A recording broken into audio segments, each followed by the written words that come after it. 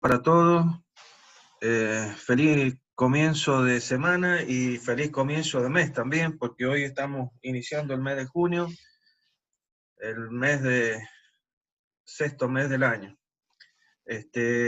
Y ya los últimos días de clases, que vamos a tratar de darle todo lo que más se pueda. Si no, ya saben, siempre va a estar la información para ustedes, de todos los temas que puedan estar faltando. Lo que me preocupa mucho es que siempre, desde hace unas clases son generalmente entre 15 y 20 personas nada más.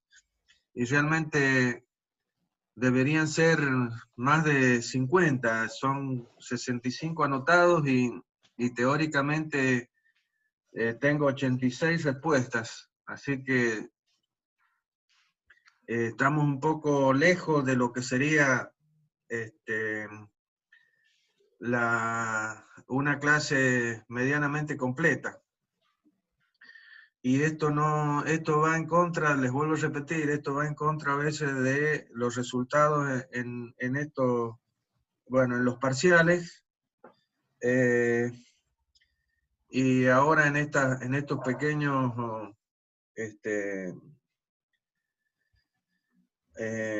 cuestionarios que se están haciendo, ¿sí? Que solamente tienen como misión tratar de ver que ustedes están mirando un poco las cosas, ¿no?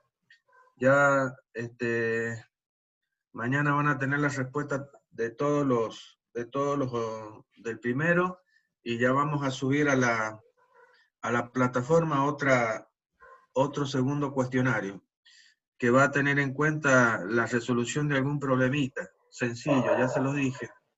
Así que por favor, vayan estudiando, y ya se los dije la semana pasada, que empezaran a estudiar sobre todos estos temas. Bien, habíamos quedado en el trazado de velocidad y habíamos llegado a ver que la velocidad de este mecanismo era un cuadrilátero articulado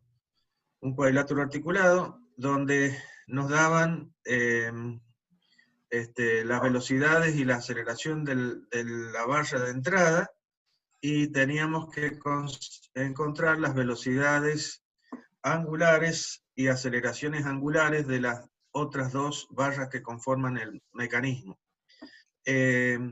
Como ya saben, este es un mecanismo de un grado de libertad, por lo tanto, si le aplicamos la ecuación de Gröbler o de Kurzbach, nos tiene que dar un grado de libertad, y eso significaba, no voy a cansarme de decirlo porque esto es importante, se los voy a preguntar.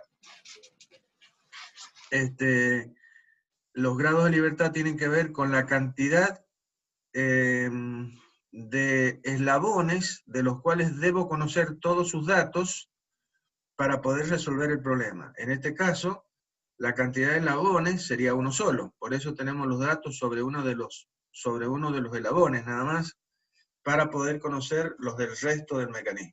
¿Ah? También significaba el número de entradas, es decir, cantidad de actuadores, motores, cilindros hidráulicos, etcétera, etcétera, que pueden accionar al eslabón de entrada. ¿Ah? Entonces, como el mecanismo de un grado de libertad, quiere decir que con un motor que yo coloque en el punto A, o sea, asociado a la barra A, por supuesto, yo voy a poder controlar el movimiento de este mecanismo. Bien, dicho todo eso, ya lo vimos a la resolución en forma analítica, ahora la vemos en forma gráfica. Entonces, llegamos a encontrar, aquí quedamos, que la velocidad angular de la barra de salida, en este caso la barra CD, era 0,41 radianes, que era exactamente igual al obtenido en forma analítica. Bien, lo mismo vamos a hacer con las aceleraciones, vamos a aplicar los mismos conceptos, es decir, el método del movimiento relativo, que es justamente, lo digo para reforzar las respuestas que he tenido en el primer cuestionario en cuanto a este tema, a este concepto, el concepto del método de movimiento relativo, que deriva del teorema de Chasles, y es el hecho de que un movimiento complejo de rototraslación, ¿no es cierto?, complejo o de rototraslación o movimiento plano general, que son sinónimos de lo mismo, se lo puede analizar descomponiendo ese movimiento complejo en los movimientos simples que lo componen. De tal manera que analizamos cada movimiento por separado y luego sumamos los efectos. Sabíamos que teníamos dos casos, el caso 1 y el caso 2. En este momento estamos viendo problemas que tienen que ver con el caso 1. El caso 1 era cuando los dos puntos respecto de los cuales yo analizaba el movimiento eran puntos que pertenecían al mismo cuerpo. Si los dos puntos pertenecen al mismo cuerpo, quiere decir que en su movimiento, vamos un segundo al cuadrilátero, para que no esté hablando en el aire. ¿Sí?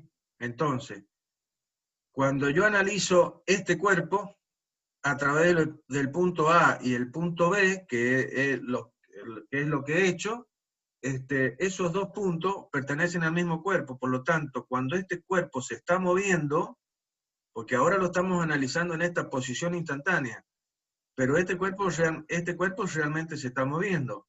Entonces, al moverse, va a cambiar su orientación angular, ¿sí? Pero no va a cambiar la distancia entre el punto A y B. Por lo tanto, estamos dentro del caso 1, y el sistema auxiliar que yo estoy usando es un sistema auxiliar que puede trasladarse si pudiera. Cuando lo pongo en A, no se traslada, porque el punto A es un punto que pertenece al bastidor. Pero cuando lo puse en el punto B, como hemos hecho y vamos a seguir haciendo, cuando lo pongo en el punto B, este sistema auxiliar se mueve con B, porque B sigue una trayectoria circular alrededor de A. Por lo tanto, el sistema auxiliar X1 y 1, cuando está puesto en B, se desplaza siguiendo una trayectoria curvilínea, o sea, hace una traslación curvilínea.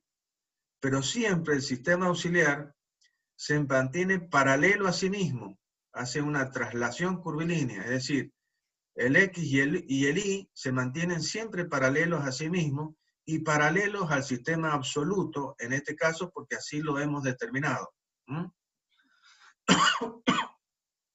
Perdón.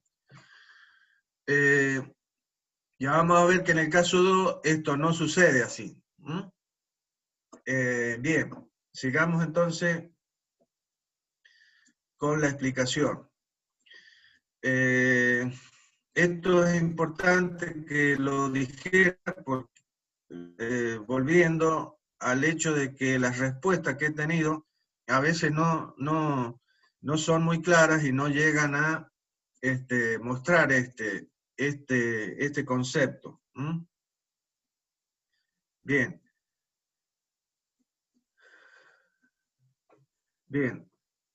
Entonces dijimos, para ver las aceleraciones vamos a seguir el mismo proceso que en el caso de las velocidades. Entonces vamos a partir de la barra A, ¿sí?, que es la que tiene todos los datos, y vamos a ver al punto B, del cual no conozco su aceleración, ¿sí?, a partir del punto A. Por lo tanto, en el punto A, que es el origen, que es es uno de los pivotes fijos, un punto que pertenece al bastidor, por lo tanto, conozco su velocidad y su aceleración, en este caso, su aceleración. Por eso coloco mi sistema auxiliar en ese punto.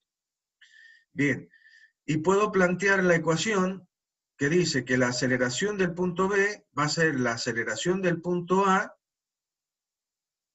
que es el punto donde voy a poner mi sistema auxiliar, más la aceleración que tiene el punto B respecto del punto A.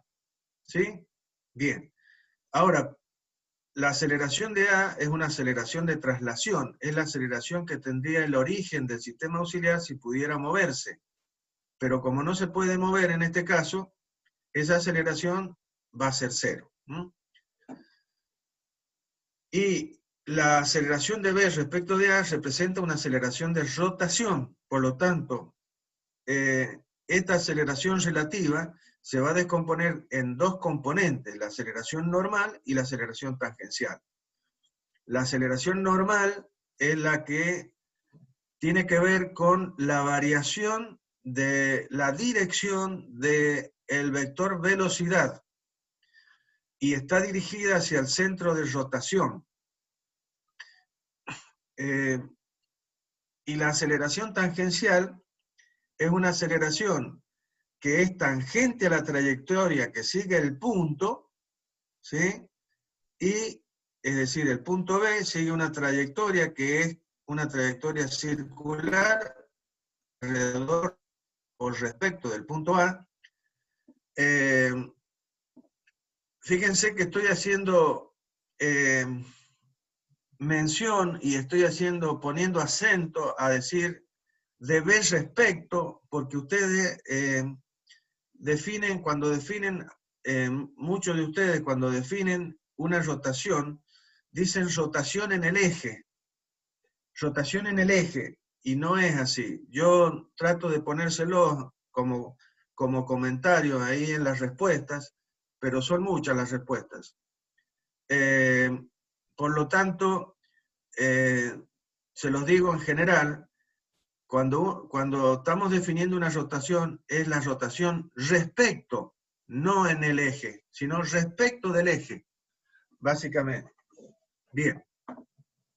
Entonces, la aceleración tangencial tiene la dirección de la tangente a la trayectoria, como es la velocidad tangencial. Y es la velocidad o la aceleración de un punto, como el B, que sigue esa trayectoria. Eso ténganlo claro, porque a través de las respuestas que me dan, yo no veo que ustedes tengan claro eso. Las preguntas han sido muy sencillas, pero buscan que ustedes, al responder, realmente muestren que tienen los conceptos. O sea, yo quería saber si ustedes tenían el concepto, la diferencia entre velocidad angular, por ejemplo, y velocidad tangencial. Que velocidad angular es la velocidad que tiene el cuerpo, por lo tanto, todos los puntos que pertenecen al cuerpo, por estar rotando. Pero velocidad lineal o tangencial es la velocidad que tiene cada punto del cuerpo en función de la distancia que lo separa de su centro de rotación. Ese es el concepto que ustedes tienen que tener claro. Y que a través de la respuesta no me lo han dado esa respuesta. ¿Estamos de acuerdo? Me han dado que es el producto vectorial de omega por el radio, pero el concepto era ese, el concepto que ustedes tienen de esa velocidad. ¿Estamos claros? Bien. Ahí lo está mostrando el ingeniero Manuel Galdeano. Al colocar todos estos vectorcitos, quiere decir que dependiendo de la distancia que ese punto se encuentre de del centro de rotación, es que la velocidad lineal, ¿sí?, va a ser mayor. O sea, este es el centro de rotación de todos los puntos del cuerpo. En este caso, tenemos un punto acá, otro punto ahí, otro punto ahí, que se van separando del centro hacia la periferia. ¿Estamos de acuerdo? ¿Qué pasa? Que cada punto tiene una velocidad distinta y es proporcional esa diferencia. ¿Por qué? Y porque la velocidad lineal depende del radio. Ahora, todos los puntos tienen el mismo omega, porque están sobre el mismo cuerpo y el cuerpo se mueve con una sola velocidad angular, no con distinta velocidad angular. Ese es el concepto claro que se debe tener. Y el que buscaba yo que ustedes me respondieran a través de la pregunta. Bien, vamos a los problemas. He querido mostrarles algunas de las cuestiones en cuanto a las preguntas. Las preguntas eran muy sencillas y solamente buscaban que ustedes vertieran básicamente los conceptos que tenían de cada uno. Bien, entonces, la aceleración normal depende de la velocidad angular, ¿sí? Y es el doble producto de la velocidad angular por el radio. Y la aceleración tangencial depende de la aceleración tangencial y también del radio. Entonces, en esta ecuación, los vectores que intervienen, veamos qué vectores, qué conocemos de cada uno de estos vectores. La aceleración de A vale 0, sabemos porque es un punto del bastidor. La aceleración normal la conocemos porque son todos datos, omega es dato, el radio es dato. Y la aceleración tangencial también es dato. Por lo tanto, conocemos la aceleración normal y la aceleración tangencial, en módulo y en dirección. En módulo, en dirección y en sentido. Todo. Conocemos todo de esas aceleraciones. Bien. Entonces, nosotros conocemos todo referente a este punto. ¿Qué vamos a hacer? Y bueno, debemos conocer la de este punto, que es el punto que sigue en el mecanismo. Por lo tanto, ¿qué hacemos? Y traemos el sistema auxiliar que habíamos puesto en A y lo colocamos en B. ¿Para qué? Para poder ver cómo evoluciona o cómo se mueve C en relación con el punto B, que ya es un punto conocido. Entonces, por eso podemos plantear la ecuación de que la aceleración de C es la aceleración de B más la relativa de C respecto de B. Por lo tanto, la aceleración de B ahora no va a ser 0, sino va a tener un valor, que son lo calculado anteriormente. Y la normal y tangencial, ¿qué conocemos de la normal? Y conocemos todo, porque como la normal depende de la velocidad angular, y ya la hemos calculado en el paso anterior, o sea, con velocidades. En cambio, la aceleración tangencial, ¿qué sucede con la aceleración tangencial? Y que depende del alfa. ¿El alfa de quién? De la barra BC, y eso no lo conozco. Es uno de los datos o de las variables a conocer. El radio sí lo conozco, pero no conozco el módulo de esta aceleración. Entonces, por eso, la aceleración de B la conozco en dirección, módulo y sentido. La velocidad normal de C respecto de B también la conozco en dirección, módulo y sentido. Y la aceleración tangencial la conozco en dirección. ¿Y por qué la conozco en dirección? Y porque es un producto vectorial, y como todo producto vectorial, en el caso de velocidad lineal o tangencial, era el producto de omega por el radio. En este caso es la aceleración tangencial, que es el producto vectorial de alfa de la aceleración por el radio. Es decir, en todos los casos, ¿qué pasa? Que son tres vectores que están perpendiculares entre sí, es decir, la aceleración tangencial, que es este producto, es un vector que es perpendicular al vector aceleración angular y al vector posición, que es el vector R, del punto que va desde B hasta C, ese vector RC de B. Por lo tanto, este producto vectorial me va a dar la dirección del vector aceleración tangencial. Como este vector el alfa y el omega tienen siempre la misma dirección. ¿Y cuál es la dirección? Perpendicular a su pantalla, o sea, es el eje que es perpendicular a la pantalla de su computadora. Donde la pantalla de su computadora, como siempre digo, es el plano XY. Entonces este está en la dirección de Z. Y este estará en la dirección de X o de Y, no importa. El tema es que la aceleración tangencial en el plano va a ser perpendicular al radio RCB. Por lo tanto, si yo conozco la dirección del radio, conozco inmediatamente la dirección de la aceleración tangencial. Entonces, si el punto C sigue la trayectoria celeste, que es la rotación alrededor del punto B, la aceleración tangencial será tangente a esa trayectoria y por lo tanto perpendicular al radio R de C respecto de B, que sería el eslabón BC. Bien. Esto es lo básico para resolver los problemas. Lo que estamos diciendo en este momento, que tal vez los canse de tanto decírselo, pero... Ahora, esa ecuación que acabo de mostrarles,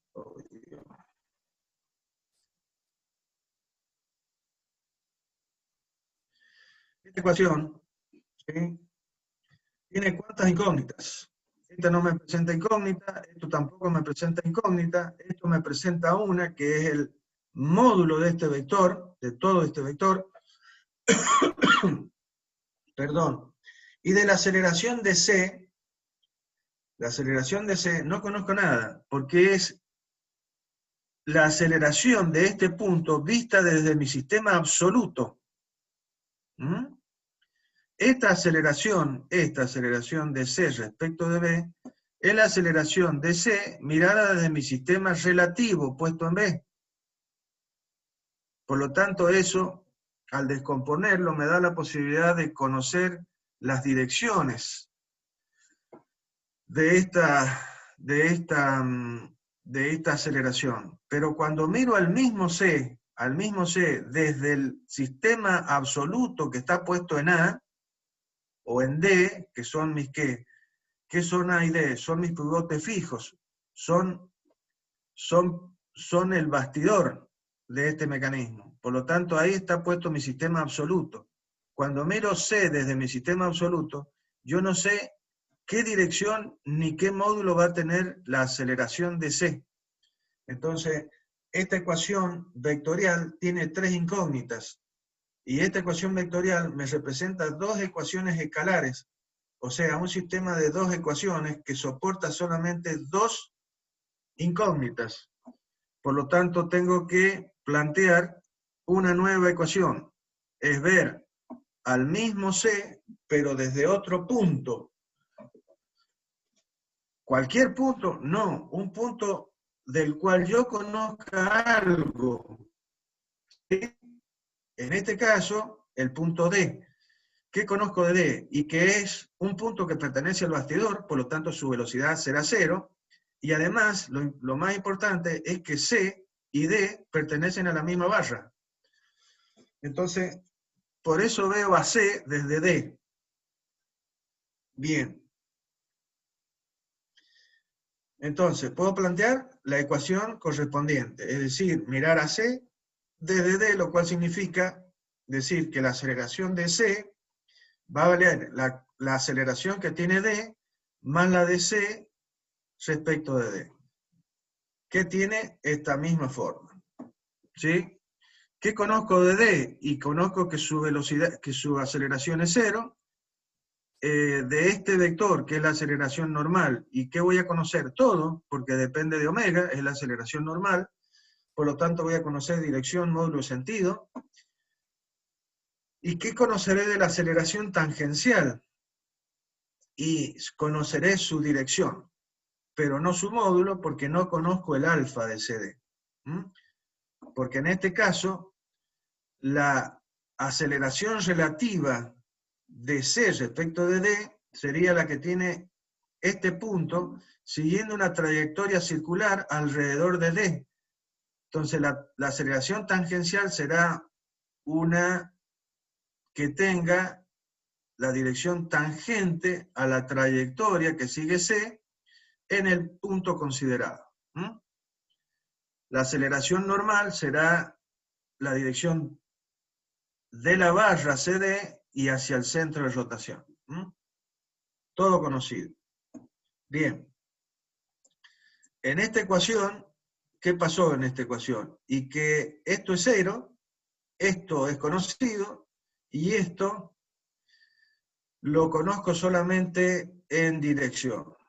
Pero ¿qué pasó? Que esto, al ser la aceleración de D0, es decir, al plantear la ecuación de C respecto a un punto que pertenece al bastidor, esta parte, que es la parte relativa, C respecto de D, se transforma en absoluta, porque la aceleración de D es 0. Entonces, estoy viendo directamente a C desde un punto que pertenece al absoluto.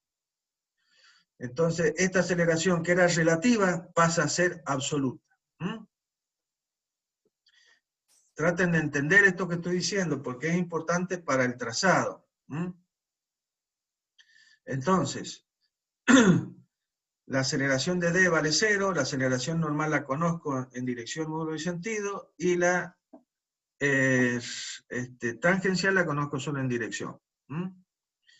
¿Qué hacemos ahora? Y una vez que tenemos C mirado desde D y C mirado desde D, ¿qué hacemos? Igualamos esas dos ecuaciones. Por lo tanto, ¿qué hemos hecho? Y eliminar a C, que tenía dos incógnitas. Entonces ahora tengo la aceleración normal de C respecto de D, más la tangencial de C respecto de D, más la normal, igual a la normal de B respecto de A, más la tangencial de B respecto de A, más la normal de C respecto de B, más la normal tangencial de C respecto de B. ¿A dónde están mis incógnitas acá? Y mis incógnitas están en las dos tangenciales, en la aceleración tangencial de C respecto de B y en la tangencial de C respecto de D, porque no conozco los alfa. Entonces tengo un sistema, una ecuación vectorial que se presenta un sistema de dos ecuaciones y que tiene dos incógnitas. Por lo tanto, esta ecuación la puedo resolver. En este caso, haciendo el trazado. Entonces, ¿qué es lo que vamos a hacer para poder trazar esto? Y vamos a determinar los valores de la aceleración normal, que ya lo hemos hecho, de las normales. Entonces, conozco todas las normales y conozco la tangencial de B respecto de A porque eran los datos. Una vez que tengo los valores, ¿cuánto vale la aceleración normal de C respecto de D en módulo? Vale el producto escalar de omega al cuadrado por el radio. Ya lo hemos hecho antes. Entonces, una vez que ustedes calculan esto, ¿sí?, que tienen los valores, entonces eligen la escala con las cuales van a representar a cada uno de estos vectores. Estos vectores son tantos metros por segundo al cuadrado. O sea, una aceleración de, por ejemplo, 2 metros por segundo cuadrado. ¿Sí?